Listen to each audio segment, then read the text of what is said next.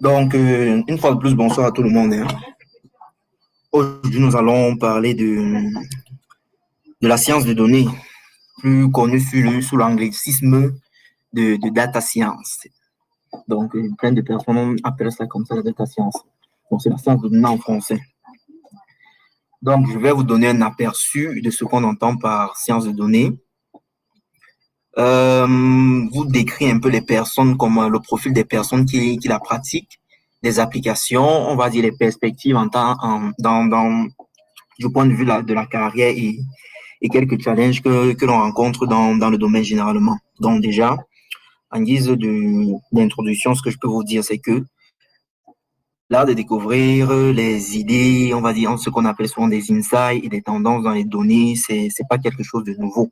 On existe depuis belle lurette. Et dans l'Antiquité, les Égyptiens, par exemple, utilisaient déjà des données liées au recensement pour accroître l'efficacité de la collecte des impôts et prédisaient souvent avec précision les crues du Nil chaque année.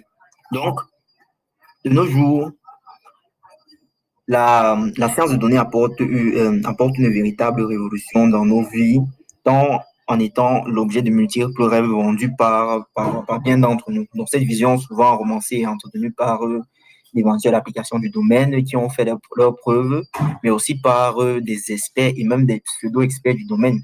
Donc, loin des mythes et des faits clichés, nous allons ensemble découvrir ce domaine. Donc, et ce que je peux dire, c'est qu'entre utopie et dystopie, nous allons plonger tout de suite au cœur de ce domaine dont les applications demeurent encore infinies.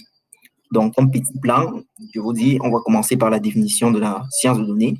On va parler de ce qu'on entend par scientifique de données. On va donner quelques applications et des enjeux business pour la science de données. Ensuite, on va regarder le profil de la carrière dans ce domaine-là. Et pour finir, les risques et les challenges du domaine en question. Donc, commençons déjà par la définition effective de la data science. Il serait incongru de parler de science de données sans toutefois déjà revenir sur ce qu'on entend par données. Ouais, un peu. Donc, il faudrait déjà qu'on s'entende sur une définition de ce qu'on appelle une donnée. Donc, tel qu'écrit, écrit, une donnée, c'est tout simplement une description élémentaire d'une réalité. Par exemple, une observation ou une mesure. Donc, c'est également un élément brut qui n'a pas encore été interprété ou mis en contexte. Mais au-dessus de la donnée, je vais dire, à un niveau d'abstraction un peu plus élevé, on a l'information. Donc, l'information ici n'est rien d'autre qu'une donnée ainsi qu'un associé à un sens. Donc, dès qu'on donne un sens à la donnée, ces deux données deviennent en fait une information. Maintenant, lorsqu'on arrive au stade de la connaissance, c'est encore un niveau d'abstraction plus élevé que l'information. Donc, c'est tout simplement une information comprise et assimilée qui va conduire à une action. Donc, la connaissance, la connaissance est souvent désignée je vais dire, l'un des plus grands niveaux qu'on peut atteindre en partant de la donnée. Donc, de fond, on parle de connaissance et juste au-dessus, il y a ce qu'on appelle de la compétence ou encore de la sagesse. Donc, généralement, quand on acquiert la compétence de la connaissance et qu'elle a été réellement assimilée, on peut transverser cette connaissance, c'est-à-dire d'aller d'un domaine à l'autre avec ces connaissances en question. Donc, de nos jours, de nombreuses sources de données produisent beaucoup et d'énormes quantités de données. Et ces données produites par les différents éléments sont souvent très hétérogènes et sont stockées à de multiples endroits. Nous avons par exemple les réseaux sociaux, les satellites, les transactions. En 2017, en faisant une seule minute sur Internet, il y avait un tas de nouveaux contenus qui étaient générés. Donc, c'est selon l'étude menée par l'entreprise Statistica. Donc, et au vu de cette quantité grandissante de données à notre disposition et de moyens également pour manipuler ces données, il est il est plus que jamais nécessaire d'avoir une méthodologie, un ensemble de procédures pour pouvoir manipuler et exploiter convenablement ces données. Donc, c'est là qu'est née, en fait, la data science. Donc, la data science ou science de données, ce que vous pouvez déjà retenir comme première définition, c'est que c'est un domaine interdiscipline. C'est un domaine à l'intersection de plusieurs autres disciplines. Donc, c'est un thème qui a vu le jour dans les années 1992, donc lors d'un colloque de recherche entre des Français et des Japonais, dont les gars au départ, ils étaient tous unanimes que de nos jours, on traite des données, on utilise les données pour avoir certaines informations et pour produire une certaine valeur. Donc, d'autres personnes ont commencé à appeler, à parler, à désigner ces différentes actions-là comme étant au départ, on va dire, un simple traitement de données, une simple analyse de données, mais au fil du temps, lors du colloque, le terme science de données est proprement né. Et la science des données a été définie tel que vous le voyez comme étant un domaine multidisciplinaire dont le but est d'utiliser les données numériques pour résoudre les problèmes de la vraie vie et apporter une valeur que l'on appelle généralement le data product. Donc la science des données au fil du temps a été vraiment assimilée et confondue aux statistiques. Vous avez sans doute vu souvent pas mal d'images où on montrait un data scientist, bref, une image sur laquelle on montre une personne qui est recouverte par un drap. Et lorsqu'on récit le drap, bon, au-dessus du drap, on écrit data science. Lorsqu'on récit le drap, on voit juste en dessous de ça statistique. Donc, beaucoup de personnes ont souvent un peu mélangé, assimilé la statistique au data science. Mais en réalité, c'est deux approches complètement différentes. Bien que la data science utilise des statistiques pour atteindre son objectif, la data science, c'est pas de la statistique. Être statisticien ne veut pas dire que nous sommes forcément data scientists. Et vice-versa, on verra plus tard pourquoi tu peux être data scientist, mais tu n'es pas un statisticien du tout. Donc, déjà, en termes de définition, comme on a dit, la data science ou sciences de données, c'est un domaine interdisciplinaire dont plusieurs techniques scientifiques sont utilisées et l'objectif est effectivement d'extraire des informations pertinentes à partir des données. Du côté de la statistique, c'est surtout un ensemble de méthodes pour la représentation de données. Donc, en stat, il y a souvent deux méthodes qui reviennent constamment, entre lesquelles on jongle. Il y a les statistiques exploratoires et les statistiques confirmatoires. Ça veut dire on explore tout d'abord des données pour avoir une idée experte du fonctionnement du système qu'elle représente. Donc, ce qui permet en fait de formuler des hypothèses cognitives sur les phénomènes mis en jeu et en fait et ensuite de déduire leurs propriétés. Donc, puis à partir de ces hypothèses, la partie confirmatoire. Donc, on élabore des expériences permettant donc de confirmer et infirmer en couvrant d'autres techniques de statistiques. Les techniques qui sont généralement utilisées en stats, ce sont des éléments de la mathématique. La statistique, c'est un sous-ensemble des mathématiques. Maintenant, en termes d'approche, les data science, je vais dire, identifient généralement le besoin en données pour un problème donné. Tandis que du côté statistique, ils utilisent des méthodes classiques comme les estimateurs, analyse et corrélation ou régression linéaire souvent simplement. Et ils estiment généralement les valeurs des différents attributs des données qui sont face à eux. Donc, ils partent de données et cherchent à extraire quelque chose de là. Tandis que la data science, lui, il part du problème, il prend les données et génère la solution. Donc, pour faire simple, ces deux domaines diffèrent de par leur processus de modélisation, la taille des données. J'insiste bien sur la taille de données.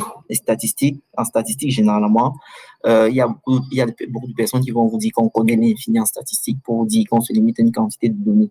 Dans la science de données, vraiment, avec l'avènement du big data et tout ça, la science de données est taillée pour traiter les données réellement massives. Donc, nous allons évoluer avec ce qu'on entend par data scientist ou encore le scientifique de la donnée. Donc, quand on parle de data science, il faut effectivement des personnes qui vont être des acteurs de ce domaine. Et les personnes qui sont généralement les acteurs, des experts du domaine, sont donc appelés les data scientists. Donc, les data scientists ou scientifiques de données, c'est tout simplement celui-là qui étudie la science des données de manière très simpliste. Mais si on va un peu plus en détail, on va commencer à dire que le data scientist, lui, sa mission principale, c'est d'élaborer des stratégies d'analyse de données, mais également de préparer ces données pour l'analyse, puis d'explorer et extraire les informations pertinentes qui serviront à d'autres acteurs. Qui est-il? C'est, on va dire, un mi-analyste, un mi-artiste et un polymath. Mi-analyste parce que il passe tout son temps à creuser dans la donnée, chercher à la comprendre pour extraire des hypothèses. Artiste parce que le produit final qu'il produit, c'est quelque chose qui doit être fin, c'est quelque chose qui doit être cohérent, correct et qui doit attirer le maximum de personnes. Il doit savoir communiquer ce qu'il pense. Polymath parce que la data science étant un truc, quelque chose qui est multidisciplinaire, il a le devoir pour mieux s'en sortir d'avoir une maîtrise sur bien d'autres choses. Maintenant, sur quoi est-ce qu'il compte? Il compte généralement sur techniques d'analyse, des modèles positifs, de la modélisation des statistiques, comme on a parlé récemment, et du data mining, ou encore plus connu sous le nom de fouille de données. Donc, pour faire de la data science, vous voulez utiliser des techniques de data mining. C'est pas surprenant. Donc, en termes de tâches, celui dont il va nettoyer les données brutes existantes, puis construire des modèles pour prédire les données futures. Il va collecter les données, examiner sous différents angles afin de donner un sens à cela. Il va également identifier le bon problème business pour proposer une solution. Donc, en termes de soft skills, parce que data scientist, ce n'est pas seulement maîtriser et avoir beaucoup de compétences techniques. Loin de là. Ce qui fait la différence maintenant entre beaucoup de data scientists, c'est au niveau des soft skills.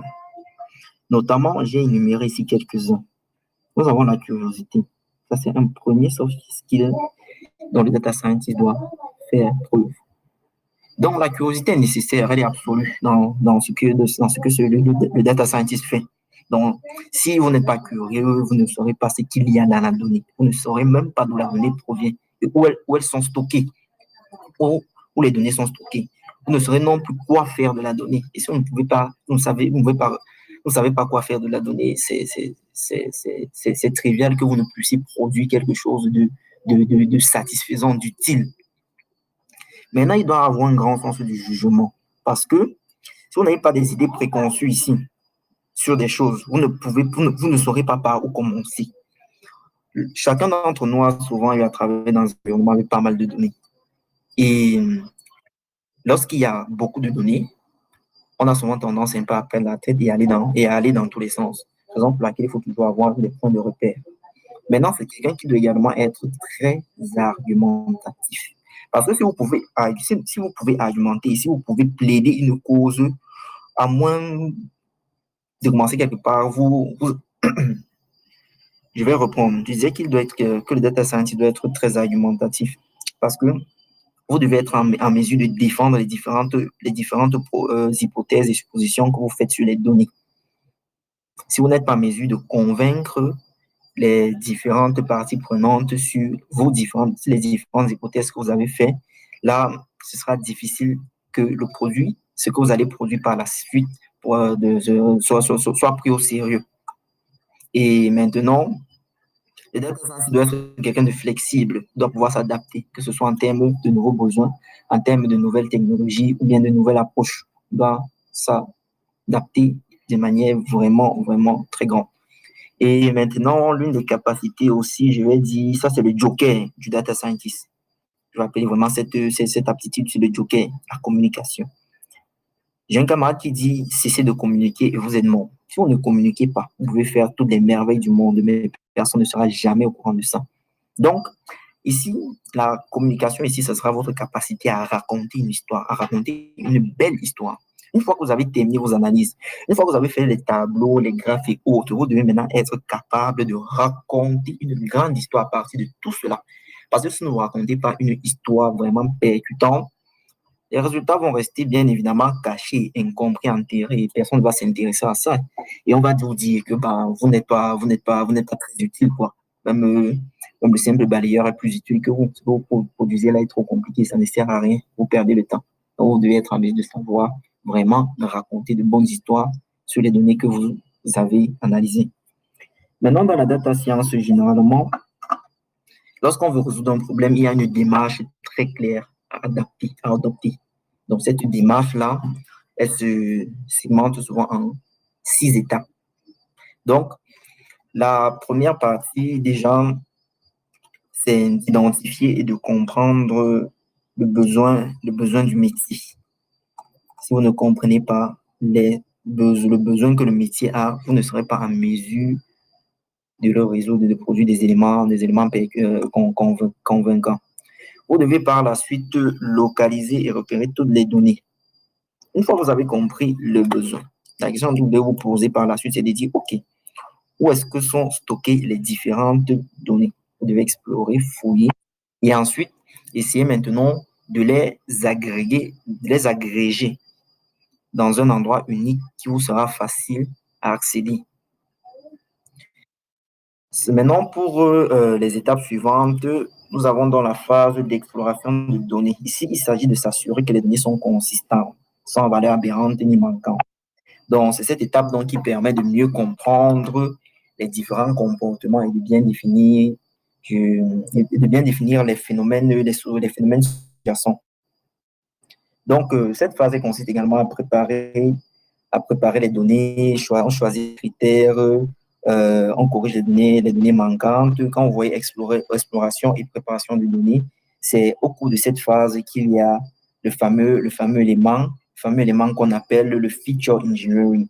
C'est l'un des éléments les plus importants dans toute la démarche également.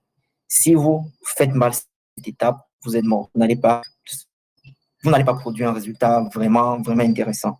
Donc, la partie feature engineering ici est tellement cruciale. C'est l'une des étapes qui prend le plus de temps pendant tout le processus. Maintenant, il y a la partie construction du modèle. C'est là-dedans que nous allons utiliser les différents algorithmes pour identifier les tendances dans les données. Ça s'appelle des algorithmes de machine learning et bien techniques. Dans la construction du modèle, on va évaluer le modèle et le valider. Évaluation et validation ici, ça sera plus conformément aux exigences du métier. Donc, vous allez dans un premier temps utiliser vos techniques de data scientist pour qualifier le modèle. Mais pour avancer et déployer le modèle, il faudra que le métier valide le modèle qui a été produit. Avoir un modèle de 98% ne veut pas dire que le modèle sera utile pour le métier. 98% peut être une performance tellement petite pour le métier. Bien qu'on ne peut pas avoir des modèles de 100%. Mais ce sont des éléments que je tenais à expliquer. Donc, la dernière partie ici, c'est le déploiement du modèle. Donc, c'est ainsi dans les 6 étapes par lesquelles, généralement, lorsque on souhaite résoudre un problème de data science. Donc, associé à cette démarche, de manière un peu plus concrète, on a donc la palette d'outils du data scientist. Énumérer tous les outils possibles, ce serait un peu difficile, mais généralement, on les regroupe en famille. Stockage de données, tout ce qui est outils que vous avez sur le stockage de données, les bases de données, et on a par la suite les ETL, les outils effectivement pour réaliser les ETL. On a les outils pour l'exploration, la construction de modèles, la visualisation et l'exécution de modèles. Donc, chacune de ces familles a un objectif bien précis et permet de comprendre la donnée ou bien de transformer la donnée d'une certaine façon. Donc, maintenant, la suite, on va évoluer avec la data science dans le monde du business et les applications.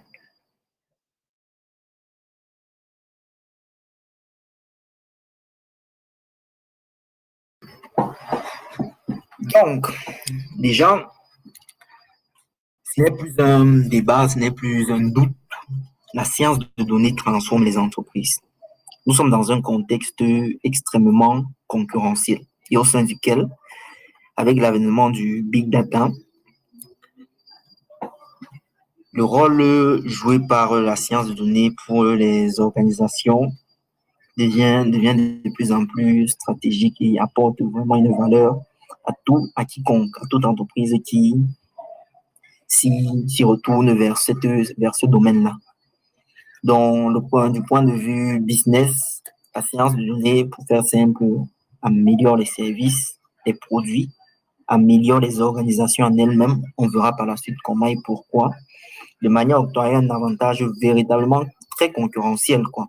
Donc, les exemples concrets d'application de la science de données sont nombreux. Et j'ai cité quelques, quelques de ces exemples par la suite. Donc, les enjeux ici, les entreprises ont de plus en plus, sont de plus en plus centrées sur la donnée.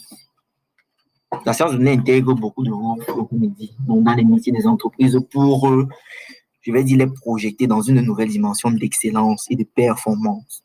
Parce que la data se transforme les métiers de l'entreprise grâce à sa capacité à, à recommander, à optimiser, à automatiser beaucoup de processus métiers. On sait que l'automatisation accélère les processus. Et dans la data science aussi, je vais dire, elle joue un rôle, c'est pas trop son objectif, mais elle joue aussi un rôle dans ce qu'on appelle généralement l'urbanisation des systèmes d'information.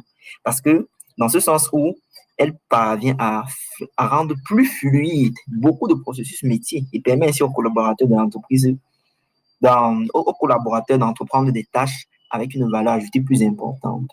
Ouais. Donc, elle apporte de solides gains de productivité, quel que soit le département, finance, marketing, relations clients, achat, vente, gestion de stock, tout ça. Donc, la data science est également très intéressant, peut être aussi vu comme est vu comme un levier de croissance et un facteur d'accélération pour la transformation digitale. Je prends le cas de la transformation digitale.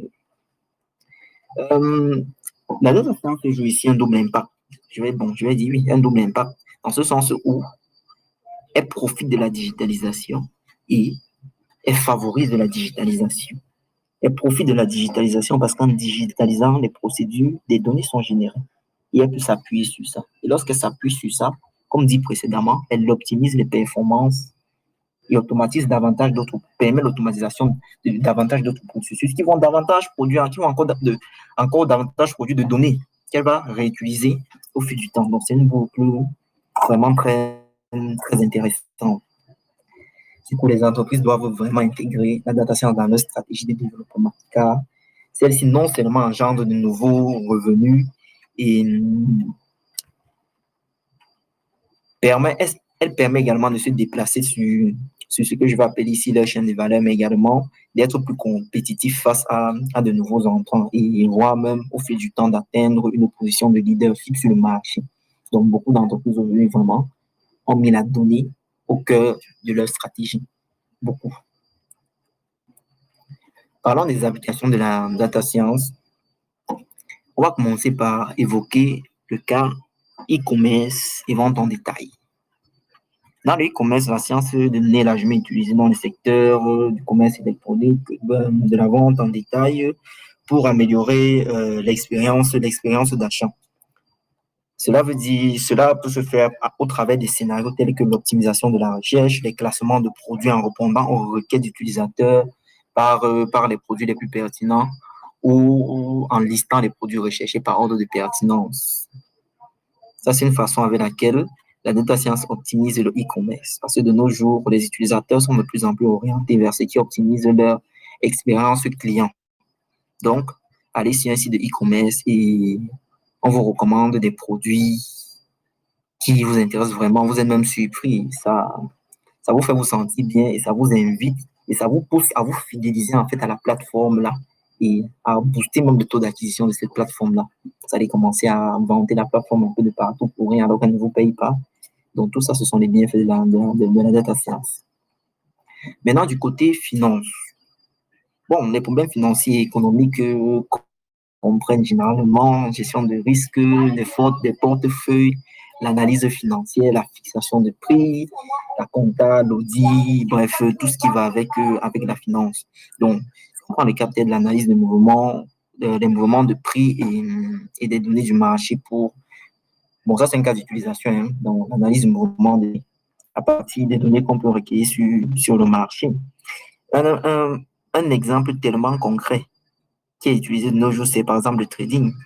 De nos jours, il y a des bots il y a des robots qui traitent pour vous et ces robots-là se basent essentiellement sur des données qui ont été collectées en amont et qui sont collectées de manière continue et sur beaucoup d'autres algorithmes de machine learning qui sont utilisés. En ce qui concerne toujours dans le secteur financier, la détection des anomalies, des fraudes et oui, la détection des anomalies et des fraudes. Oui, la science de données également fait ses preuves à ce niveau, dans ce sens où beaucoup de transactions frauduleuses ont, sont, ont- sont désormais identifiables grâce aux algorithmes complexes qui sont utilisés en arrière-plan.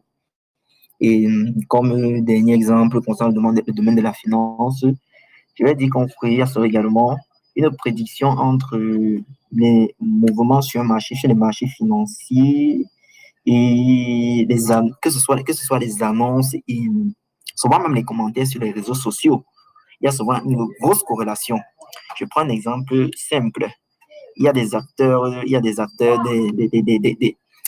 le monde actuel qui sont capables de tout simplement influencer la bourse à partir d'un petit tweet qu'ils font sur Twitter aujourd'hui. On a le cas, par exemple, d'Elon Musk, qui est capable qui a, je crois, c'était, je sais plus bien quelle année, mais à partir d'un tweet qu'il avait fait, où il disait qu'il refuse désormais le Bitcoin pour l'achat des produits dans ces entreprises. À partir de ce moment-là, le Bitcoin a connu un peu de vente aux enfers. Le coût a largement chuté. Mais par la suite, dès que il s'est retourné vers une autre crypto-monnaie. Cette crypto-monnaie-là, par contre, a pris la valeur. Ça, c'est un peu vraiment toujours des applications de la data. On peut utiliser ici de la data science pour capturer ce genre de corrélation entre les éléments qui peuvent souvent sembler totalement séparés. Maintenant, nous allons continuer avec l'application de la science de données dans les organisations gouvernementales. Donc, point de vue le gouvernement, à quoi est-ce que ça peut bien servir? À quoi est-ce que la data science en quoi est-ce que la data science peut aider un gouvernement? Je vais prendre un cas d'utilisation simple, la détection et l'intervention en cas de catastrophe naturelle, par exemple. Donc, il y a souvent que ça peut être des caméras qui collectent des données, des capteurs qui collectent des données. Il y a des algorithmes qui traitent toutes ces données derrière, puis signalent les autorités compétentes lorsqu'il y a, par exemple, une catastrophe. Et mieux encore, donnent même, on va dire, des insights pour leur permettre de rapidement intervenir. Une autre application aussi, je vais prendre ça, l'élection. Il y a l'élection présidentielle de Donald Trump. Je vais dire une très grande utilisation de la science de données lors de l'élection de Donald Trump par une entreprise qu'on appelle Cambridge Analytica qui se sont vantés d'avoir fait gagner les élections à Donald Trump, dans ce sens où ils ont dit que c'est à partir de leurs analyses sur les données, car ils étaient en mesure de segmenter convenablement les électeurs, de savoir quel est le message, le besoin que tel ou tel électeur avait envie d'entendre, ou pouvait exprimer, d'adapter le discours de Donald Trump même, afin qu'il puisse toucher le maximum de personnes lors de ces différentes campagnes. Donc, ils ont dit ça qu'à partir des données qu'ils ont collectées, ils ont eu beaucoup de succès, quoi. Donc, selon eux, selon l'entreprise, en fait, ils ont dit que c'est grâce à leur service que Donald Trump a obtenu l'élection présidentielle. Donc, ça, c'est juste un peu pour vous montrer à quel point la data science ne se limite pas juste aux cas d'utilisation basique, la vente, l'e-commerce. Non, ça va un peu bien plus loin que ça. Si on évolue, on peut directement tomber sur le marketing. Dans le secteur du marketing, la data science, vraiment, ces applications ne sont plus en débat. Elle a fait ses preuves encore et continue à faire ses preuves. Du côté des télécommunications, c'est un secteur industriel qui dispose d'une grande quantité de données et d'informations et qui et où appliquer l'analyse de données serait vraiment très, très, très, très importante et intéressante.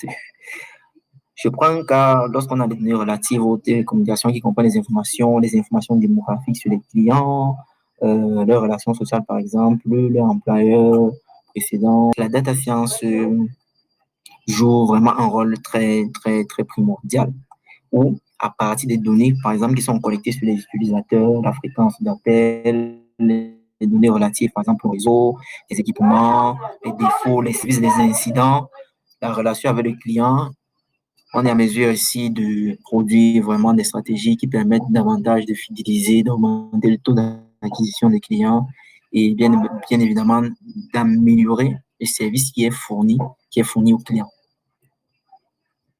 Donc, nous allons donc continuer ici. Ça, c'était quelques applications de la science de données. Donc, nous allons continuer avec pour les différents profils de scientifiques de données que l'on retrouve généralement. Donc, plus haut, nous avons présenté le scientifique de données comme un artiste. Ouais. C'est quelqu'un qui doit faire preuve de finesse, de créativité, d'originalité dans sa production, ses actes et ses gestes. En plus d'être vraiment un artiste, il doit être un polymate. Ce serait mieux pour lui, car il doit avoir la tête un peu dans plusieurs disciplines. Donc, ici, nous allons un peu donc présenter les différents profils de carrière du scientifique des données. Donc, quand on parle déjà quand je reviens sur le concept de scientifique des données, parce qu'il y a souvent deux façons de comprendre la chose. Il y a le scientifique de données ou data scientist au sens le plus commun, le sens que tout le monde connaît. Data scientist, ce monsieur-là qui fait du machine learning, on le résume souvent à ça, ou bien qui fait de la stat, ou encore au sens maintenant plus restreint. C'est scientifique de données comme celui qui étudie la donnée. Maintenant, si on va dans ce sens que le scientifique de données, c'est celui qui étudie la donnée et non les data scientists qu'on a l'habitude de connaître là, on va se rendre que celui qui étudie la donnée veut dire beaucoup de choses. On va se retrouver avec des data engineers comme des data scientists, des data analystes comme des data scientists, des data architects comme des data scientists. Donc, c'est un peu en se basant sur cette approche-là que la répartition, bien la présentation, la segmentation des différents data scientists, c'est un peu fait. Donc, j'invite tout le monde vraiment à un peu focaliser son attention sur cette partie-là. Généralement, les data scientists sont évalués en croisant ce qu'on appelle l'archétype et d'une part et de l'autre part la personnalité. Donc, d'un côté, on a l'aspect technique, recherche, la créativité et la stratégie. Et de l'autre côté, on a l'artisan relationnel, gardien idéaliste. Donc, je vais essayer d'expliquer ce qui est placé en colonne là. Donc, ici, je prends le cas du gardien. Le gardien, c'est du jardinier plutôt. C'est bon, ça c'est la traduction, ce que vous lisez, la gardienne. C'est en fait, lui, il est chargé généralement de maintenir l'architecture et de mettre à disposition les données que les autres vont utiliser par la suite. Les autres qu'on appelle généralement des pionniers. Dans le tableau, vous allez retrouver ce terme pionnier comme étant le groundbreaker. Donc, le pionnier ici, c'est le profil data scientist que tout le monde a l'habitude de connaître là. C'est ce profil data scientist. Tandis que le profil jardinier ici, c'est bon, si on dit le jardinier de données, c'est un peu celui-là qui va modeler les données. Donc, c'est le profil qu'on reconnaît comme étant le data engineer. Maintenant, la partie catalyste et advocate, c'est tout simplement des personnes qui vont exploiter tout ce qui a été produit comme résultat là pour apporter une certaine intelligence économique. Ce sont souvent les business analystes et les data analystes, un peu tous les gens de ce type-là. Donc, plus bas, j'ai donné un lien. Si vous êtes intéressé à savoir quel est le profil que vous avez actuellement, ou bien vous voulez plus de détails sur ces différents profils, j'ai mis un lien dans la description pour passer un test qui vous permet de vous classer suivant l'un de ces différents profils-là. Donc, maintenant, si on revient donc dans la définition des data scientists, comme nous, on a l'habitude de connaître, à ce moment-là, on peut donc séparer ce profil de data scientist en plusieurs catégories. Oui. Donc, on peut séparer ce profil en plusieurs catégories et c'est ce que j'ai donc essayé de faire ici. Et je vais donc expliquer chacun de ces profils. Donc, on a souvent celui qu'on appelle l'expert vertical. Donc, c'est un gars qui a beaucoup de connaissances dans un domaine bien précis. Ça peut être côté finance, ça peut être côté marketing. Il utilise son expertise là, couplée à ses compétences de data scientist pour produire beaucoup de valeur. De l'autre côté, on a les généralistes. Les généralistes sont souvent des personnes qui ont une vision un peu globale sur tout. Donc, peut-être c'est généralement le gars à consulter lorsqu'on veut se repérer, lorsque vous voulez vous orienter. À côté de ça, on a les managers. Donc, les managers, oui, ce sont des gars, ils sont là pour booster l'équipe. Ils veulent que l'équipe produise au maximum. Donc, c'est principalement cela. Ils essaient un peu de définir une stratégie que l'équipe pourra suivre afin d'atteindre l'objectif qui a été fixé. Maintenant, de l'autre côté, on a donc les ingénieurs machine learning. Et de nos jours, la plupart des personnes se qualifient data scientists parce qu'ils ont fait du machine learning. Donc, beaucoup sont classés dans cette catégorie-là. C'est celui-là qui a vraiment eu à faire beaucoup de machine learning.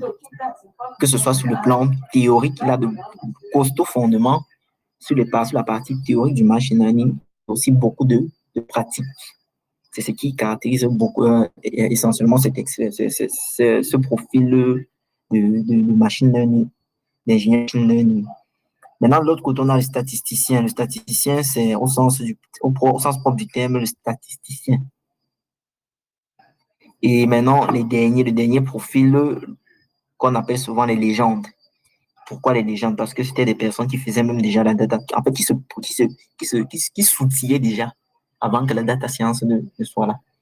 Ils ont généralement costaud fondement en termes de mathématiques, en termes de programmation, ils savent beaucoup programmer et ils ont également beaucoup de connaissances au niveau du métier après avoir passé bien évidemment un certain temps dans un domaine.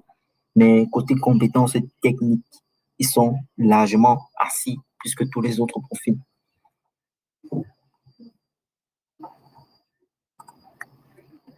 Nous allons à présent évoluer donc avec la carrière, la formation et quelques formations en tout cas des, des data scientists.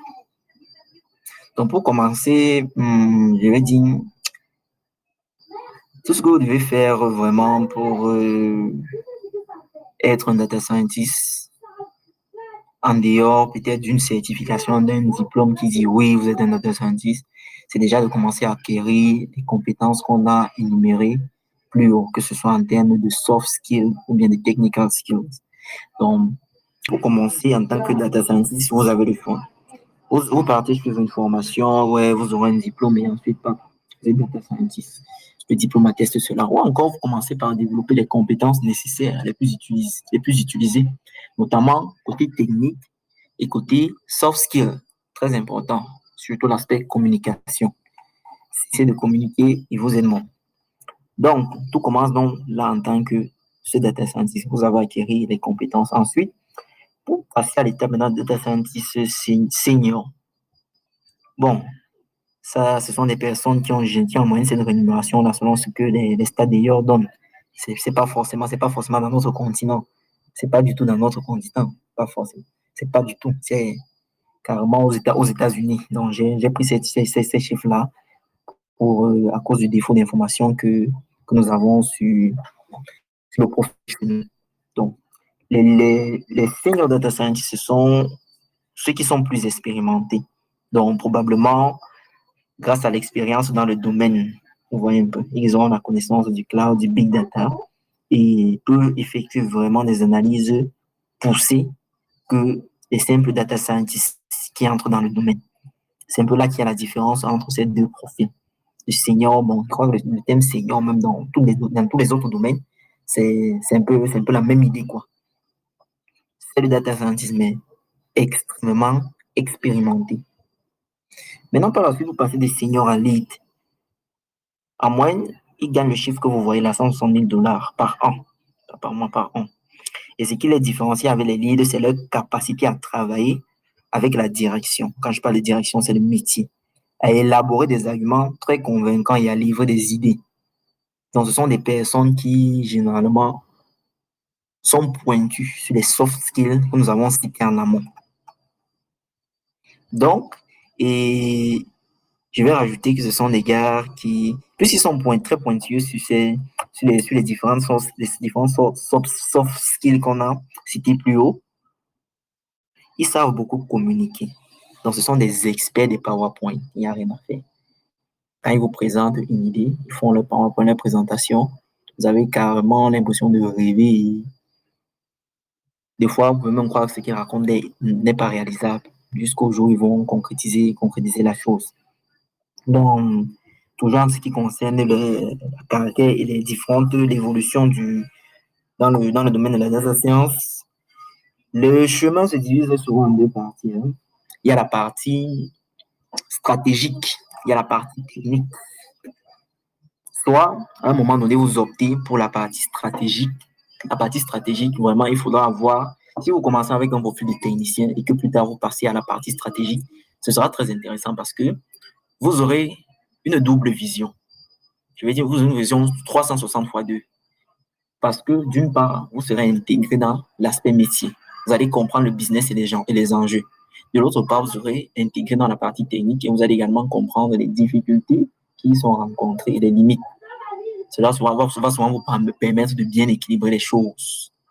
Mais il est difficile de s'investir dans la stratégie tout en restant dans la technique à 100%. C'est un peu difficile.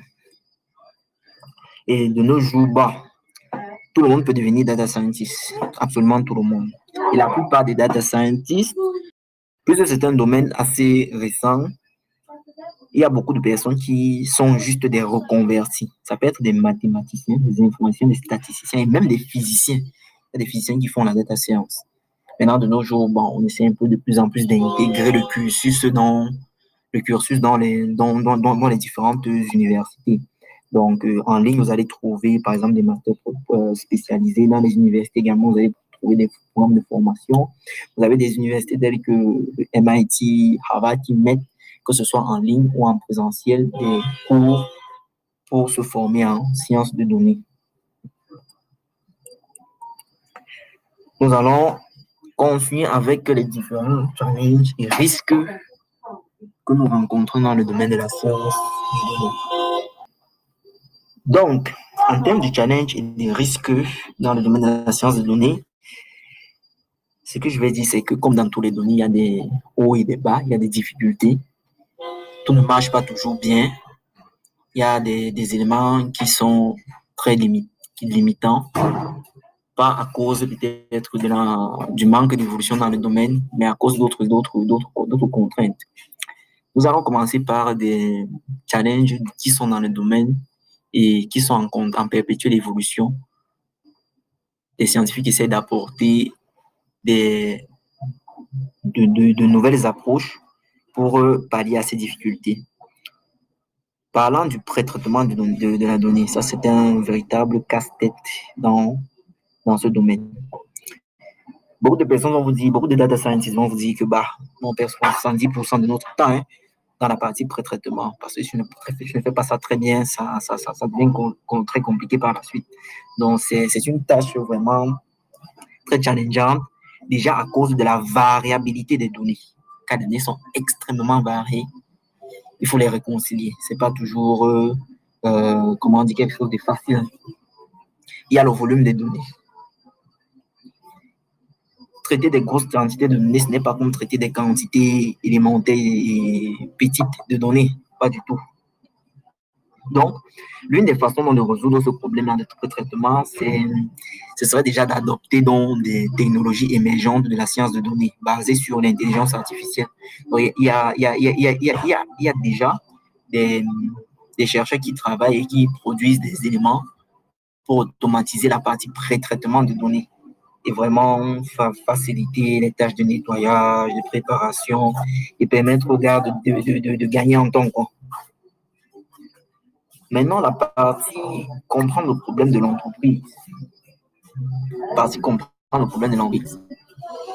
Quand on veut faire la data science, la première étape qu'il faut, la première chose déjà à se rassurer qu'on a, c'est des données et une problématique bien définie.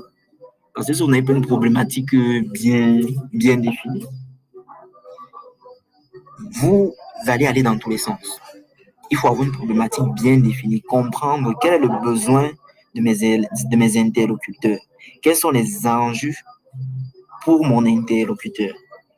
Mieux vous comprenez cela, mieux ça va vous orienter, que ce soit dans la collecte des données, dans la modélisation et même dans les différentes hypothèses que vous allez faire par la suite. Mais la plupart des data scientists de nos jours vraiment adoptent tout simplement une approche mécanique.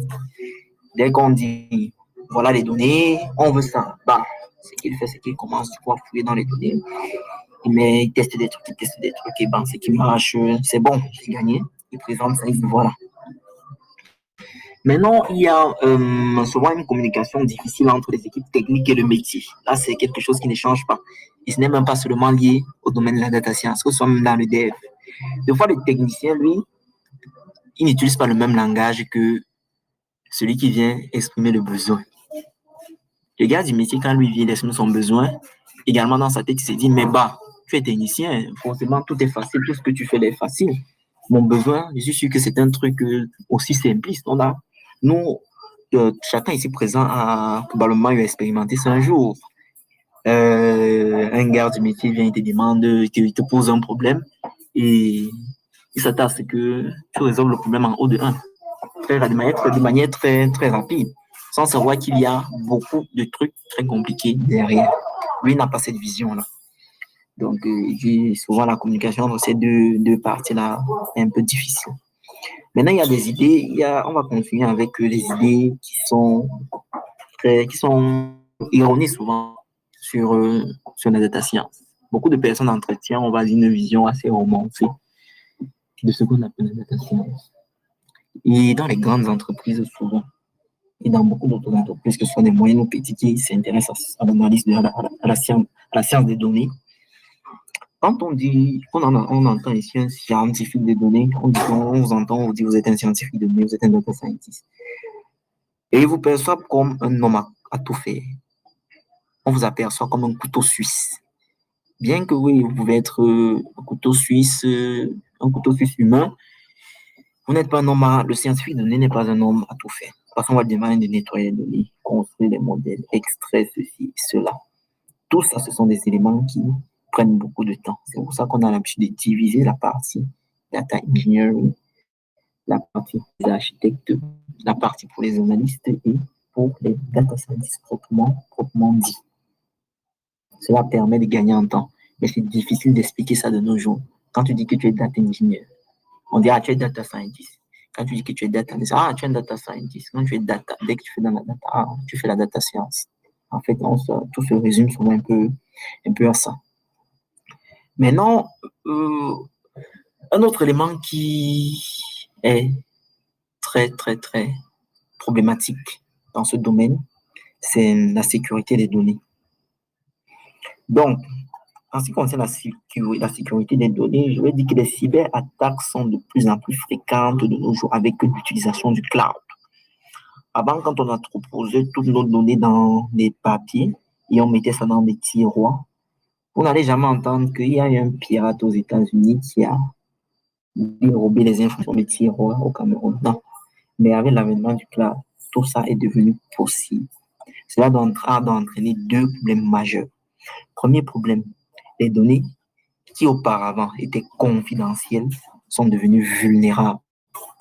Et maintenant, en réponse aux cyberattaques répétées, un autre problème, un casse-tête qui a surgi, c'est la réglementation. Les normes réglementaires ont évolué, ce qui a étendu le processus de consentement et d'utilisation des données. J'espère que vous avez bien, comme vous me comprenez bien sur cette partie-là. Le fait que, d'une part, les données confidentielles sont devenues vulnérables, de l'autre côté, il faut bien mettre sur pied des politiques réglementaires pour protéger les données de tout un chacun. C'est très important de protéger les données. Parce que, je prends un exemple. Il y a des entreprises que, je vais prendre un cas un peu très, très cru.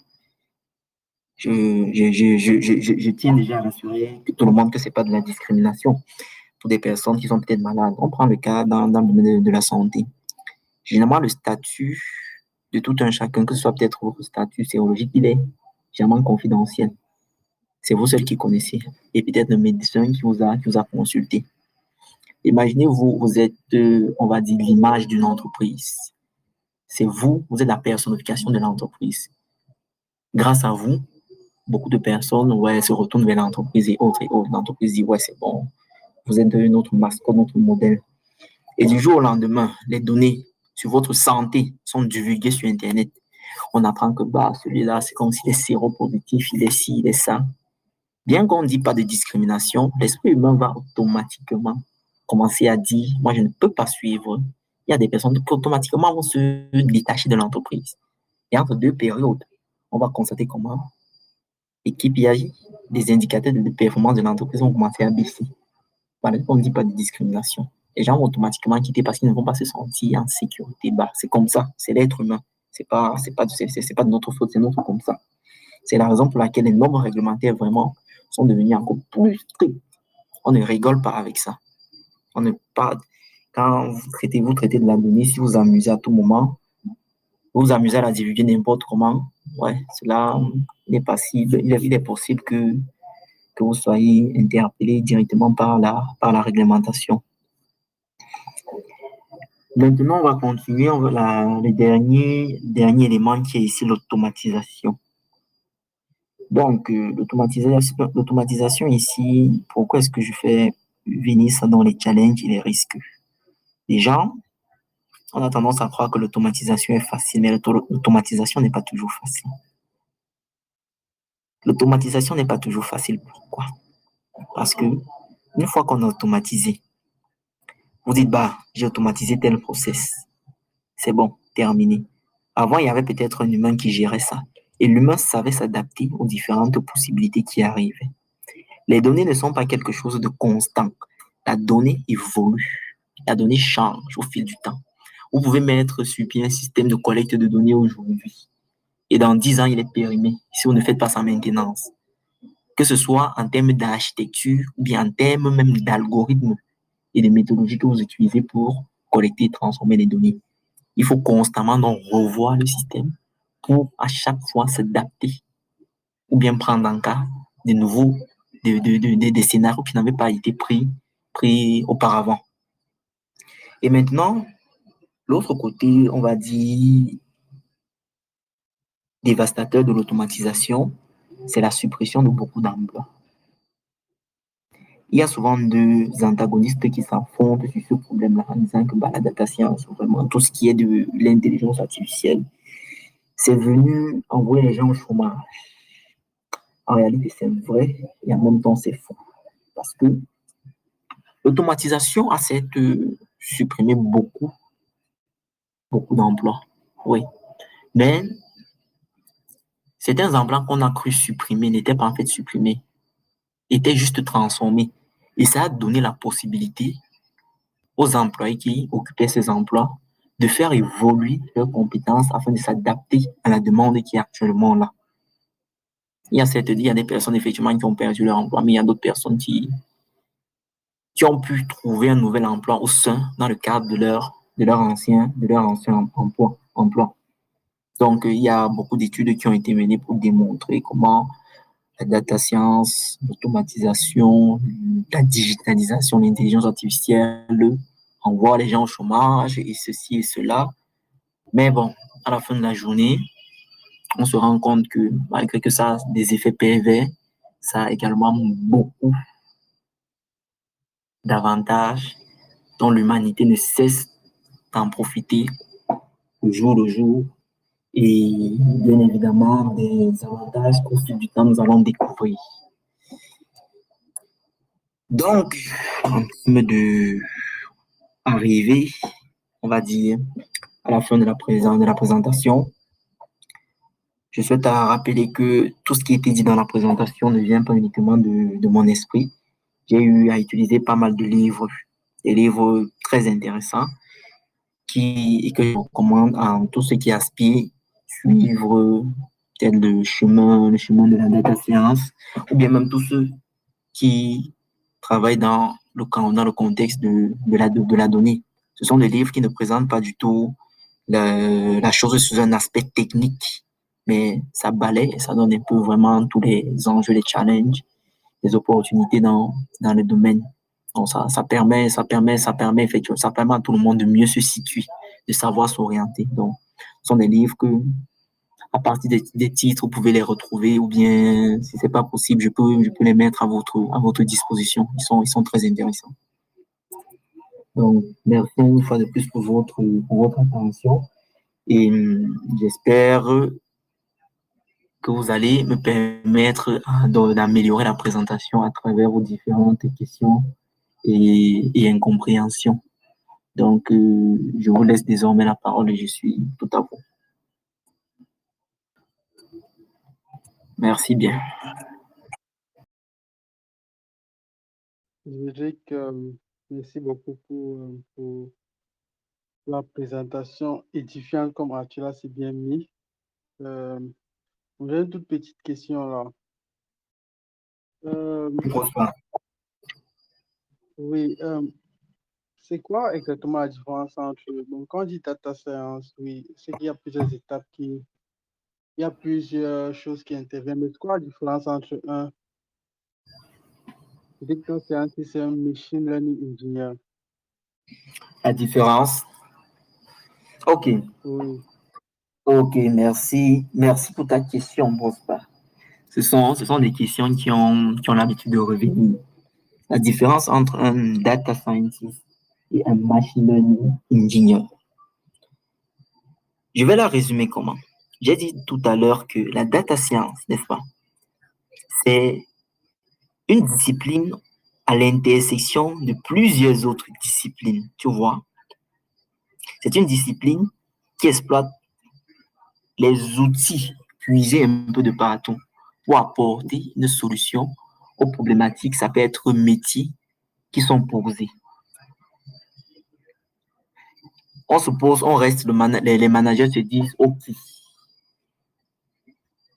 on a tendance à constater que, puisque nous sommes étendus dans toutes les régions, une entreprise qui fait les ventes, nous sommes dans toutes les régions du Cameroun, et bah, de fois, on se rend compte qu'on perd de l'argent parce que on n'était pas au courant que le stock de telle région-là était fini. On n'était pas au courant. Du coup, ça perd de temps pour transporter. Et pendant le temps qu'il y a rupture de stock, bah, c'est le chiffre d'affaires qui est impacté.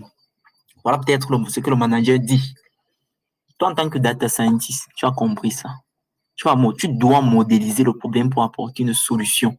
Et quand tu vas le modéliser, il va, il va apparaître comme étant, tu dis, ah, ok, je vais donc décider. Toi, tu vas peut-être à la fin de la journée dire, en tant que data scientist, je vais décider de prédire la rupture de stock. Voilà ce que tu vas dire que je vais faire. Je vais décider de prédire la rupture de stock. Tu vois un peu?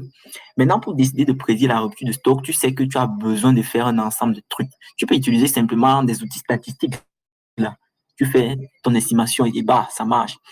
Ou encore, tu peux donc dire, bah, comme je n'ai même pas de compétences en machine learning, je sais qu'il y a des experts que leur passe-temps, leur problème, leur journée, c'est d'aller fouiller les avancées dans ce qui concerne le domaine de l'apprentissage automatique, comprendre les algorithmes qui ont été générés, les cas d'utilisation, comprendre comment ça fonctionne au point, au point maintenant de les implémenter, peu importe le scénario qu'on leur donne, tu vois. Tu as fini de modéliser la chose. Toi, le data scientist, tu vas m'arriver à l'étape où tu vas faire le feature engineering. Et tu vas maintenant dire, bon, puisque moi, je ne maîtrise pas les algorithmes, j'appelle le machine learning engineer, par exemple, Lui va venir, tu vas lui dire, voilà, mes données, de ça, ça, ça et ça. Trouve-moi peut-être le meilleur algorithme pour faire mes prédictions. Lui, après avoir compris ton besoin, il va se tourner, prendre les données, piquer dans sa palette l'algorithme magique qui va résoudre ton problème.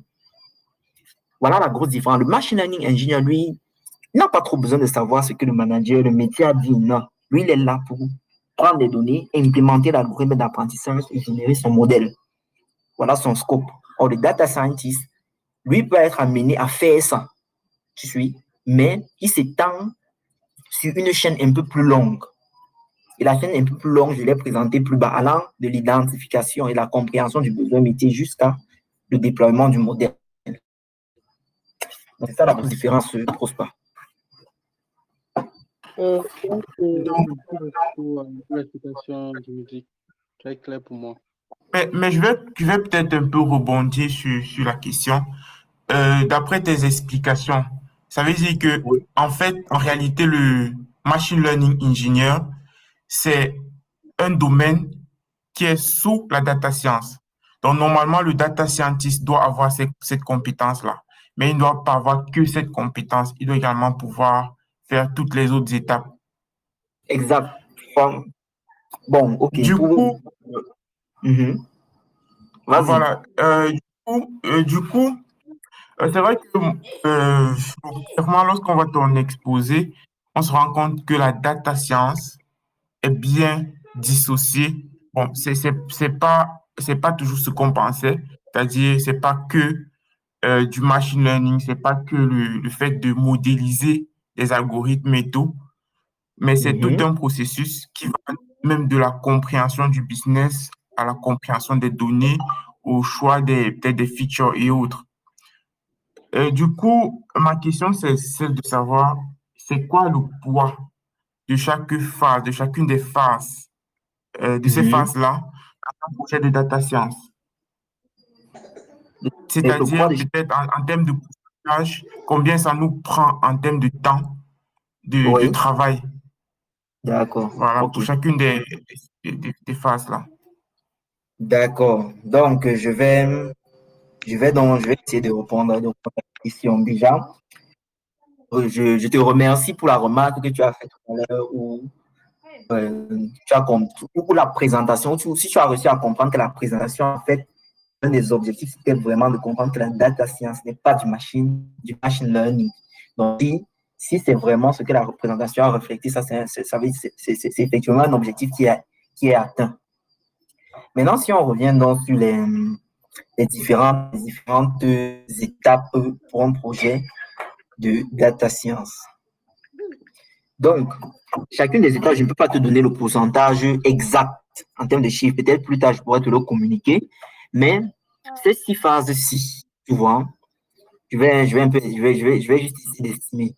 La première phase qui est l'identification, la compréhension du besoin peut prendre souvent 10% du temps, ainsi que la localisation et la récupération des données.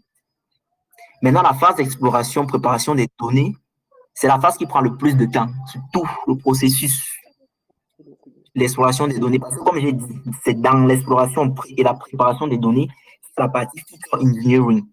Nous sommes ici où on a des données. Les données, vous voyez les données comme étant l'empreinte d'un phénomène. Un phénomène a eu à se réaliser et à générer des données. Du coup, on parle de ces données pour retrouver et comprendre le phénomène. Donc, si déjà vous ne parvenez pas à identifier les bonnes caractéristiques, les caractéristiques qui représentent convenablement le phénomène, vous êtes passé à côté de la plaque. Raison pour laquelle la phase préparation de données là prend extrêmement du temps. Si on cumule même toutes les autres phases, ça ne va pas prendre, ça ne peut pas atteindre le temps que cette phase prend. Maintenant, la construction du modèle, c'est quelque chose de plus facile. Plus facile parce qu'une fois qu'on a les données, on a modélisé les features et qu'on comprend le problème qu'on veut résoudre, là, on peut rapidement s'orienter en disant que notre problème, c'est un problème où on n'a pas tellement d'exemples d'entraînement, donc ça veut dire qu'on peut utiliser tel algorithme. Notre problème, c'est un problème où les features sont trop nombreux, donc ça veut dire qu'on va s'orienter vers tel. Donc ici, là, c'est un peu plus facile. Environ 10 à 5% du temps du projet peut être investi. On peut être investi pour identifier le modèle et l'entraîner. Bon, quand je dis 5% du temps, l'entraînement peut prendre des jours et des jours, mais je comptabilise ici le temps plus en termes d'efforts fournis et non seulement en termes de durée ou bien d'attente pour la réalisation de la tâche. Maintenant, la partie évaluation et validation, c'est aussi une phase intéressante, mais ça ne prend pas beaucoup de temps. Donc, ça peut prendre beaucoup de temps parce que des fois, on peut boucler entre évaluation et exploration, plus préparation de données. Donc, on peut boucler sur cette partie-ci. Donc, je ne sais pas, vous voyez bien ces trois étapes. On peut boucler sur ces trois étapes-ci beaucoup. Parce que le modèle peut arriver ici, le métier dit non, c'est petit. Reprend. Le modèle arrive ici, on rechange. Donc, ça peut boucler, ça peut quitter d'ici, ça revient dans la construction, juste, on réentraîne, on ajuste, ainsi de suite, quoi. Donc, c'est une phase qui peut être bloquante. En termes de charge de travail, c'est pas beaucoup. Maintenant, le déploiement, les architectures sont généralement établies, c'est un peu plus facile. Donc, c'est aussi une phase qui ne prend pas beaucoup de temps. Mais avec les pourcentages, je pourrais te répondre en ce qui concerne les pourcentages plus tard. Ok, en tout cas, c'est clair. C'est clair que la partie qui est la plus macrophage en termes de temps, c'est l'exploration et la préparation des données. Oh, Ok, exactement. ok. Bonsoir, Dimitri. Bonsoir à tous. Très bonne présentation, très Bonsoir. édifiante. Ok, ma question, c'est, j'aimerais savoir quels sont les prérequis d'abord pour être un data scientist et qui peut être un data scientist. Merci. Ok, merci pour la question. Donc, j'ai mentionné quelques éléments tout à l'heure dans la présentation, notamment le rôle et qui est le data scientist. Tu as parlé de prérequis et qui peut être un data scientist.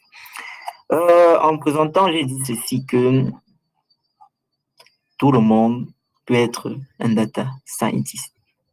La data science, d'abord, c'est une discipline qui n'a pas été formalisée depuis la nuit des temps. C'est vrai que depuis la nuit des temps, on faisait déjà des analyses de données, mais c'est une discipline qui est née un peu récemment là.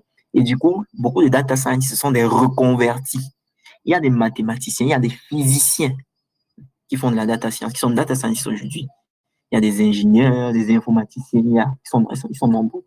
Il y a des personnes qui ont même fait des études de commerce, de marketing, de comptabilité, et ensuite font de la data science.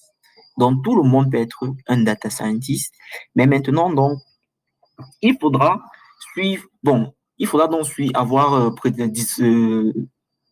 disposer d'un ensemble de skills ou bien développer. Parce qu'initialement, tu n'as pas toujours tous ces skills. Il faudra donc développer un ensemble de skills. Côté point de vue technique et point de vue soft skills dont j'ai parlé tout à l'heure, du point de vue technique, il serait intéressant d'avoir un bon background en mathématiques, en statistique, en informatique. Ouais, un peu. Je ne sais pas si tu me suis très bien. Oui, je te suis très bien. Oui. En analyse de données, tu dois être en mesure de pouvoir comprendre les données et les problèmes qui te sont posés. Ça, c'est en termes de compétences techniques. Maintenant, je ne vais pas aller plus en profondeur en disant que bon, tu dois maîtriser tel outil, tel outil, tel outil. Non. Parce que dans la présentation, j'ai donné un ensemble d'outils, mais classés par famille ici. Donc, mais au moins, du point de vue outils que tu dois maîtriser maintenant, parce que tu sais que tu maîtrises les maths, l'informatique, la stat. Dans la stat, tu dois maîtriser quand même ces quelques techniques, quelques estimateurs. Dans le domaine mathématique également, oui, si tu as de bonnes notions en probabilité, ouais, c'est toujours bien. Côté informatique, la programmation, gestion des bases de données, tout ça. La visualisation aussi, tu dois avoir de bons skills en ce qui concerne la visualisation. Parce que tu peux faire de bonnes choses. Et sinon, si on ne parvient pas à visualiser, ça ne sert à rien du tout. Ça, c'était la partie technique, j'insiste. Maintenant, la partie soft, tu dois être curieux, tu dois avoir un bon sens du jugement, tu dois être très flexible et tu dois pouvoir communiquer tes idées de manière vraiment exceptionnelle. Parce que la communication, c'est vraiment le joker, c'est l'une des compétences joker. Si tu parviens à chaque fois présenter tes idées de point à toucher le maximum de dirigeants, là, on saura que tu es vraiment quelqu'un de très, très utile. Donc, j'espère que j'ai répondu à ta question en termes de qui peut devenir data scientist et le prérequis. Oui, merci Dimitri.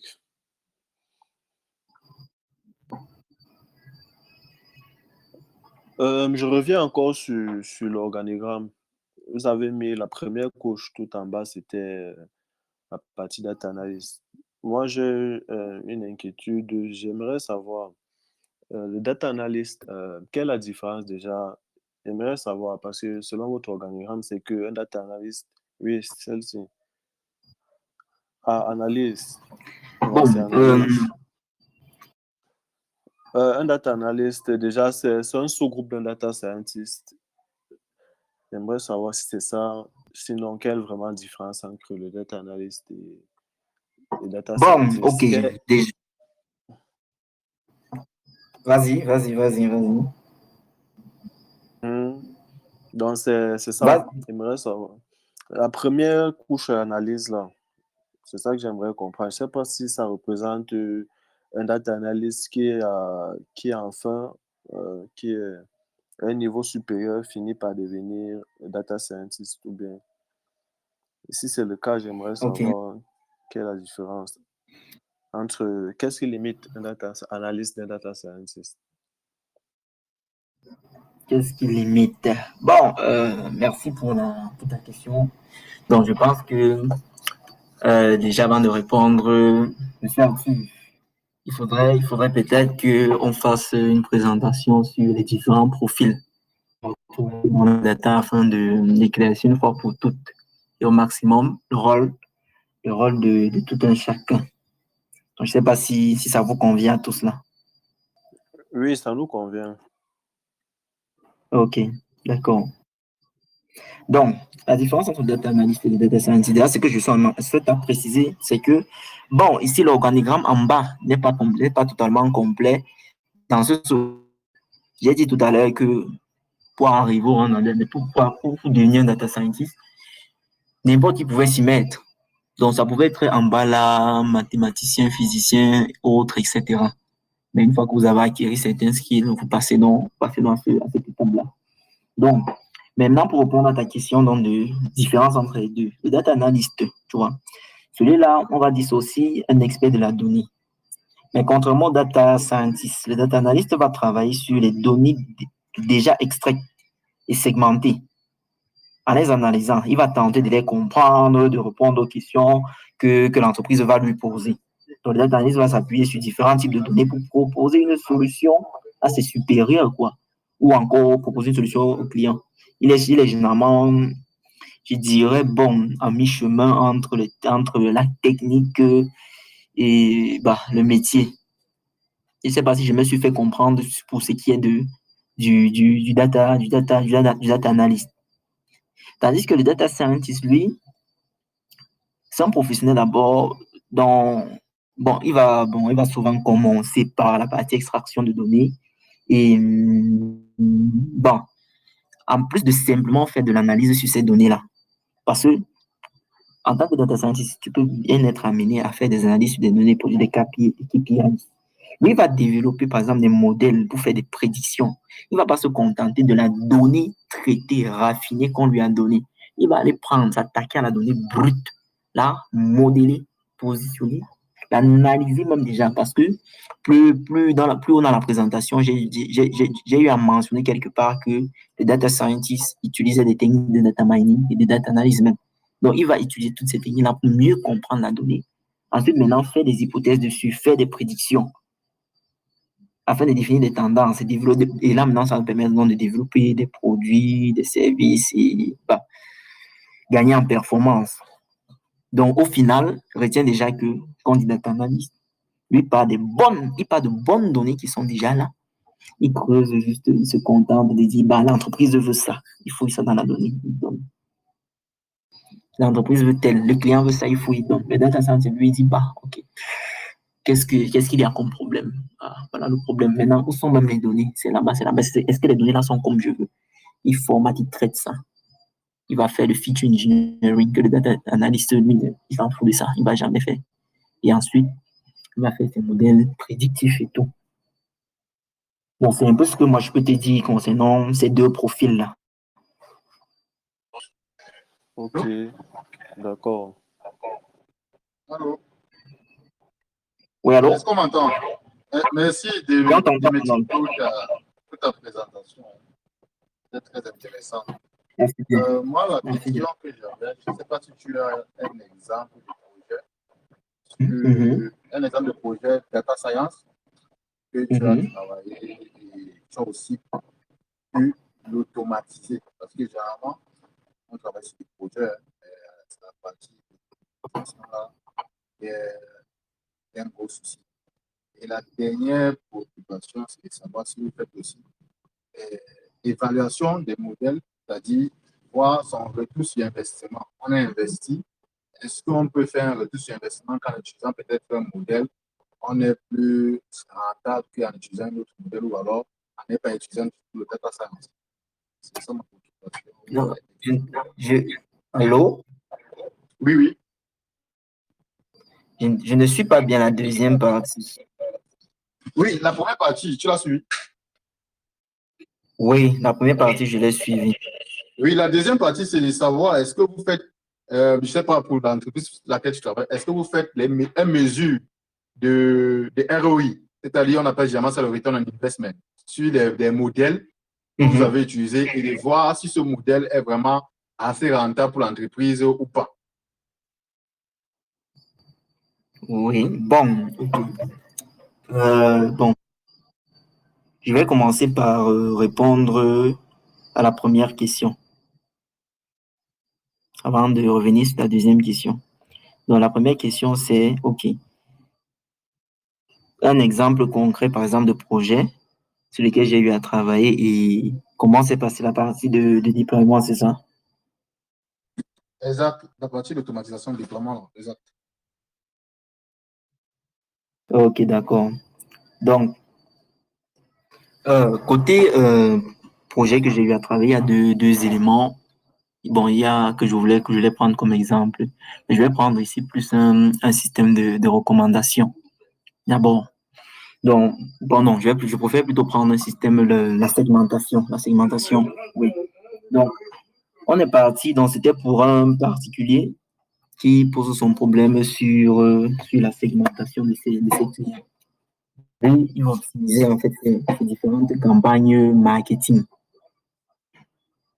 Et comme il va optimiser ces différentes campagnes marketing, il ne faudrait pas qu'il se tourne et comment on dit, se contente juste de pousser, peut-être de proposer des produits à tout le monde, à tort et à travers, puis à la fin de la campagne, se rend compte que bah, même pas 5% des personnes ont réagi.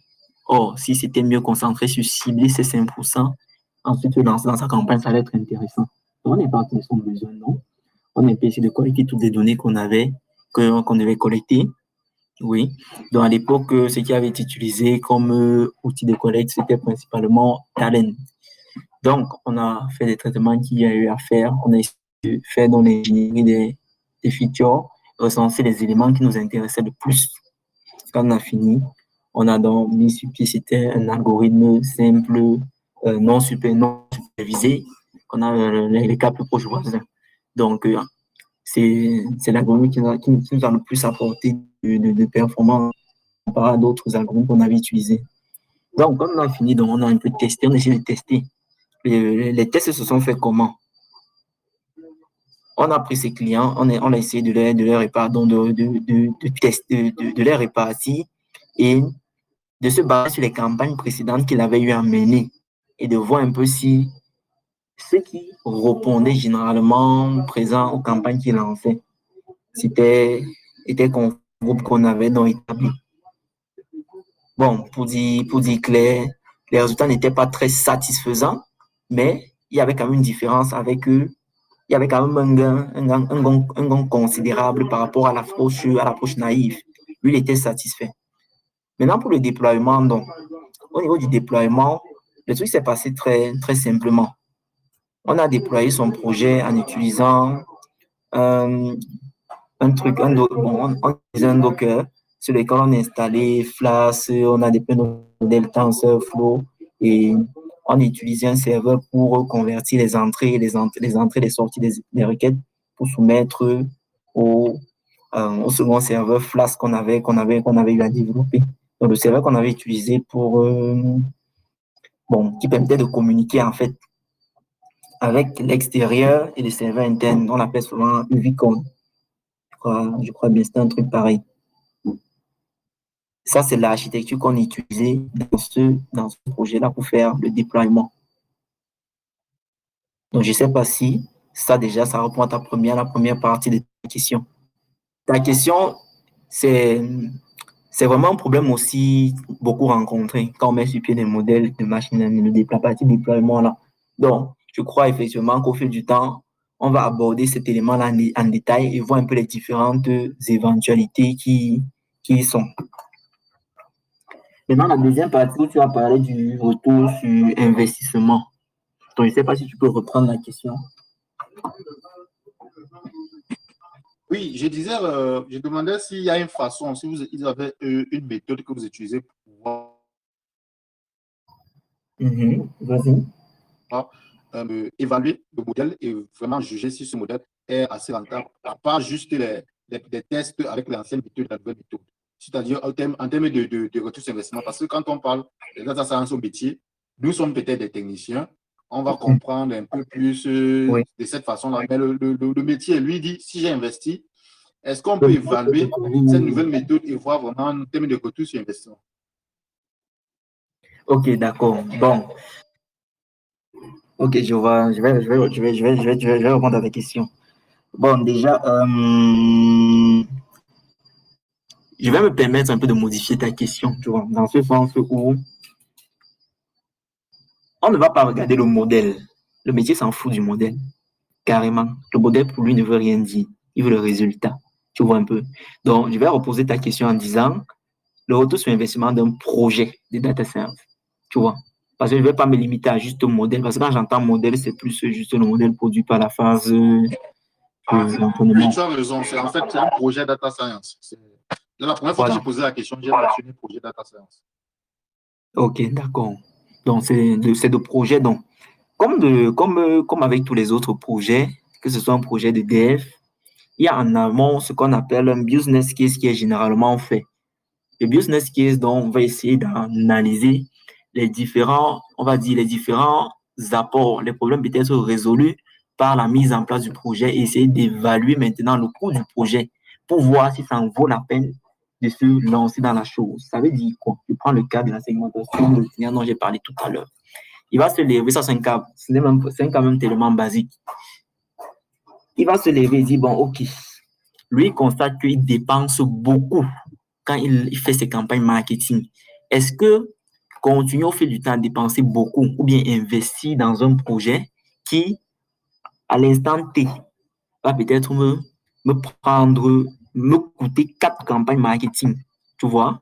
Est-ce qu'investir l'argent de 4 campagnes marketing, ou bien pas seulement l'argent, ça peut être d'autres ressources, bref, des ressources de 4 campagnes marketing à l'instant T, investir à l'instant T, ou bien continuer juste à utiliser notre méthode naïve au fil du terme.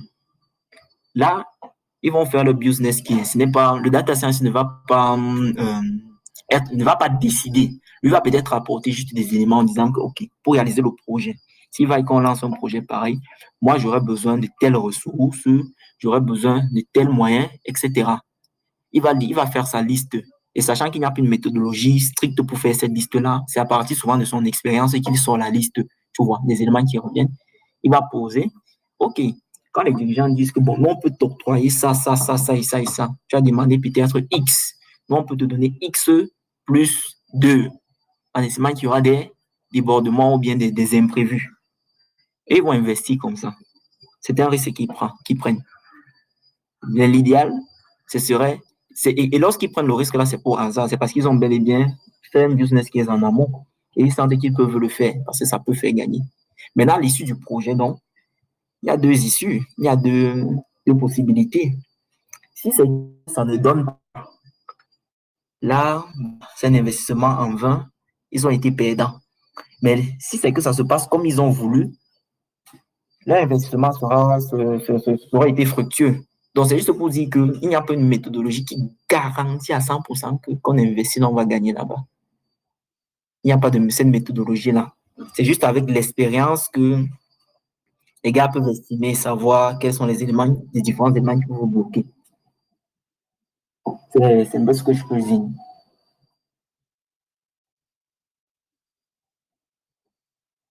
Merci bien pour ta réponse. Merci beaucoup. Ok, Dimitri, avant qu'on se sépare, j'aimerais savoir, tant qu'on y est, s'il en ressort du data scientist de faire des analyses prescriptives. Des Parce que analyses, la présentation, tu n'as pas mentionné. Prescriptif, le deep learning et tout. Bon, si tu peux nous en parler brièvement. bon, je n'ai pas. C'est un peu. Pour prendre ta question, s'il te plaît. J'aimerais savoir s'il en ressort du data scientist de faire des analyses prescriptives. Prescriptif, tu veux dire quoi? Prédictif ou descriptif? Non, le data scientist, d'après la présentation, c'est les analyses, elle fait les prédictions, les algorithmes de prédiction et tout, mais il y a des analyses prescriptives. Je pense que c'est deep learning. Je ne sais pas si c'est toujours le rôle du data scientist. C'est ce que j'aimerais savoir. Prescriptive, pas. Bon, parce que moi, je connais des analyses descriptives et prédictives. Je ne sais pas si prescriptive, là, tu peux nous dire un peu plus pour que je puisse te répondre. Prescriptive. C'est quoi le but? Justement, je ne sais pas plus.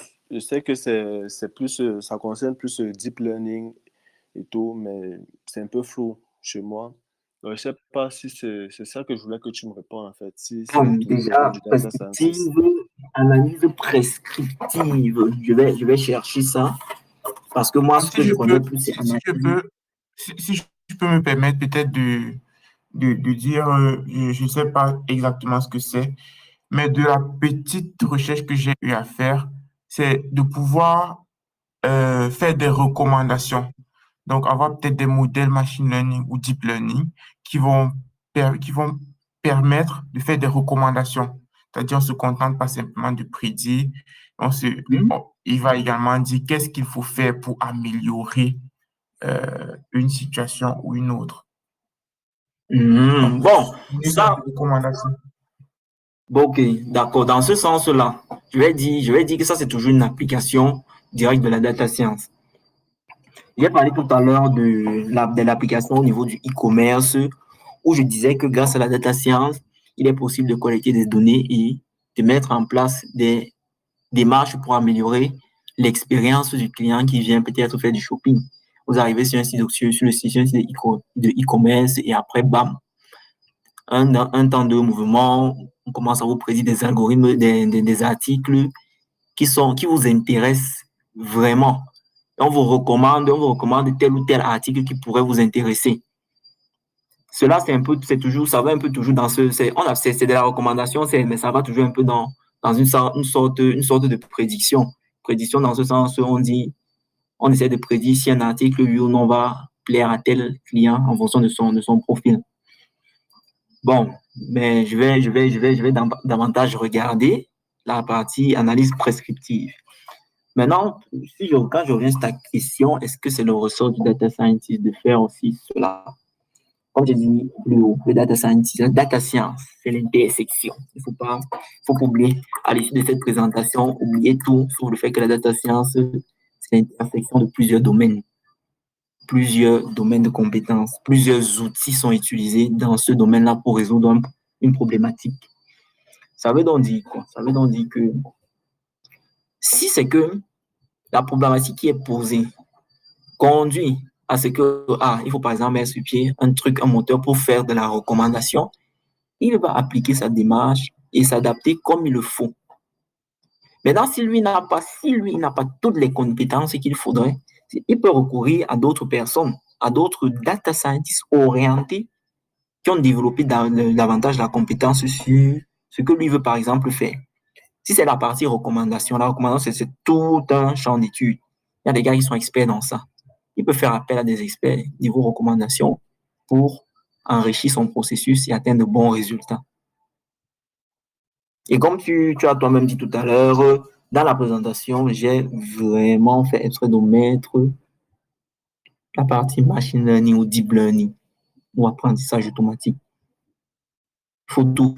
L'apprentissage automatique, le deep learning, ce sont des outils de la data science. Ce sont peut-être des domaines pour la data science, ce sont des outils que les data scientists peuvent utiliser.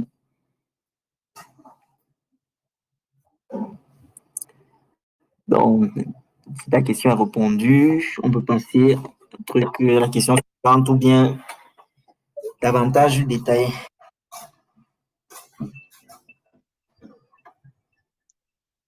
Allô? Oui, allô? Oui, bonsoir à tous. Dimitri, merci pour cette brillante présentation édifiante. Tu as présenté tellement de choses, je ne sais même pas si je me réponds, mais après avoir fait le je me demande juste ma question au niveau de comment savoir que c'est la data science qu'il nous faut. Je reformule. Nous avons des problèmes dans la société, en entreprise et entre autres, comme méthode ou alors ou outils, il y a la data science comme outil de résolution de ces problèmes. On a d'autres choses, on a le développement d'un simple logiciel ou Oui. une simple analyse ou je ne sais pas trop quoi. Comment est-ce que on sait exactement que bon, ce problème, c'est la data science? Je prends un exemple, par exemple, Oui. de recommandation que tu as pris, n'est-ce pas? Et pendant tu veux client, il peut avoir une classification spécifique dans sa tête. Peut-être il a une liste de clients et il a un certain type de produit. Donc, il veut peut-être une liste de clients qui sont peut-être plus âgés, bon, entre adultes et mineurs. Donc, il veut un simple truc qui va classifier ses clients pour pouvoir distribuer un certain nombre d'articles aux adultes et distribuer un autre article aux mineurs. Donc, quelqu'un qui analyse mal cela va se dire non, donne-moi tes données, je vais te sortir un algorithme, je vais te sortir et de classer tes clients dans deux différentes catégories. De mettre tout un processus en science. Et pourtant, peut-être un simple logiciel qui fait un if sur l'âge et il te classifie ces deux personnes-là va résoudre le Tout problème. à fait. C'est un petit exemple, mais donc, prenons dans d'autres problèmes que nous avons en entreprise, dans la société, comment savoir exactement que tel problème est poussé jusqu'au niveau de la data science. Bon, ok, d'accord. Donc, je vais dire, l'action que tu poses, la réponse, bon, je vais apporter une réponse à ta question, tu vois. Face à un problème, la science de données, c'est comme d'autres disciplines, un peu comme la biologie, la géographie et autres. C'est une science. Mais celle-ci, elle étudie les données, tu vois.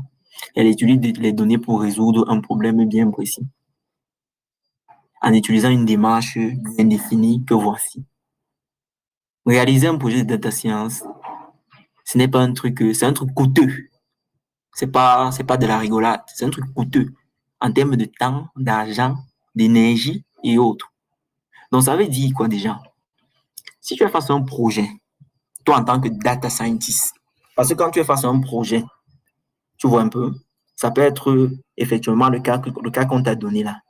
Si toi en tant que data scientist de l'entreprise, tu estimes, je suppose que c'est un cas où il y a plusieurs départements et autres, si tu estimes que le projet, si ça ne vaut pas la peine de développer un truc data science, parce que c'est toi, le data scientist, qui est le seul à pouvoir dire ici et là, ça ne vaut pas la peine qu'on utilise la méthodologie data scientist.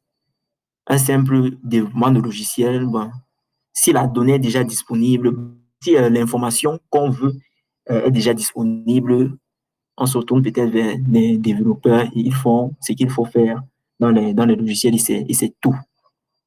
Donc, en fonction du problème qu'on va te poser, il ne va pas te donner un algorithme que, bon, ok, lorsque le problème entre, si le problème est comme ci, comme ça, alors data science, sinon, non.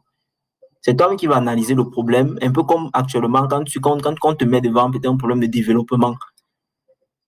Quand on te dit fais un site web ou bien quoi que ce soit, tu sais que là, c'est du code. Instinctivement, tu sais que c'est du code. Tu sais que c'est dans ta tête, à aucun moment, tu ne te dis que je vais peut-être utiliser les mathématiques. À un moment donné, tu sais que ça, c'est du code, il faut coder.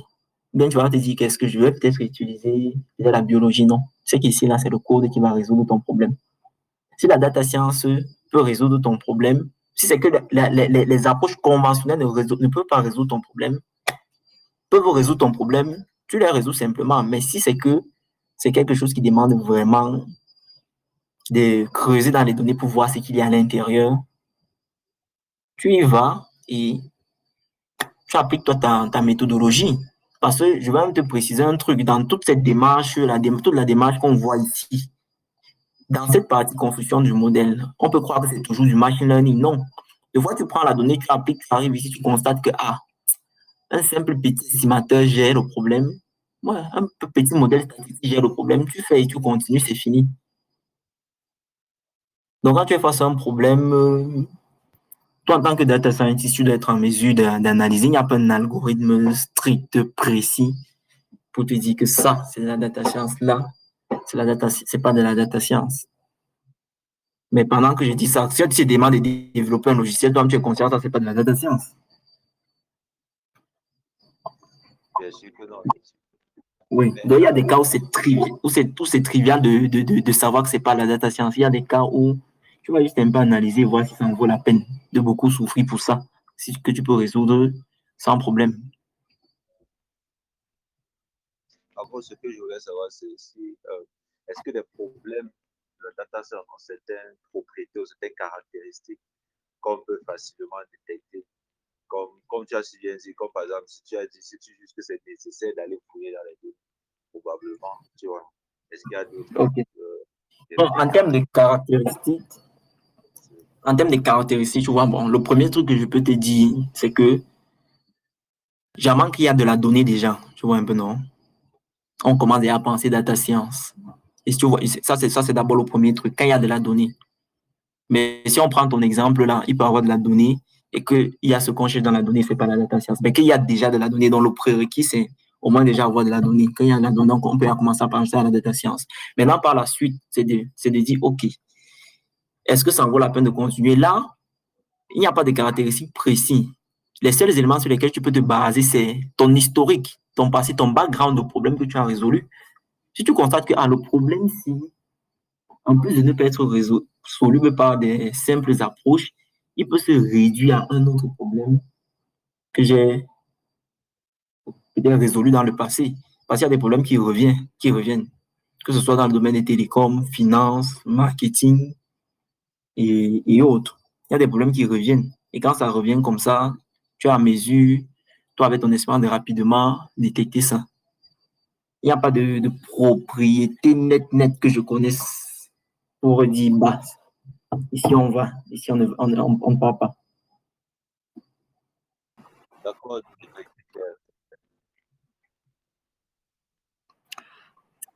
Ok, je pense qu'il n'y a plus de questions. Bon, moi personnellement, de la présentation, je décline plusieurs sous-thèmes qu'on pourra traiter plus tard. Déjà, le fait de faire, bon, enfin, un sujet sur la présentation des métiers de la data, parce que c'est encore venu aujourd'hui euh, la, la confusion qui a été faite entre le data scientist et le data analyst, et puis même les sous-domaines du data analyst dont tu as présenté. Donc, je pense que c'est important d'avoir ce thème-là.